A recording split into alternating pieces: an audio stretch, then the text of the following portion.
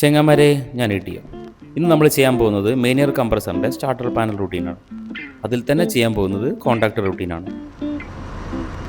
Main feeder പാനലിൻ്റെ breaker ഓഫാക്കിയാൽ പോലും circuit തൊടുന്നതിന് മുമ്പ് നമ്മൾ വോൾട്ടേജ് ടെസ്റ്റ് ചെയ്യണം.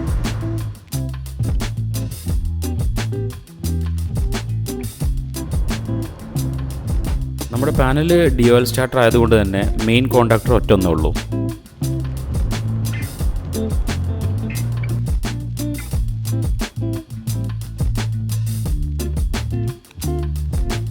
നമ്മളിനി ചെയ്യാൻ പോകുന്ന ഫിക്സർ കോണ്ടാക്റ്റും മൂവിങ് കോണ്ടാക്റ്റും റിമൂവ് ചെയ്തിട്ട് അതിലുള്ള കാർബൺ നമ്മൾ ക്ലീൻ ചെയ്യണം.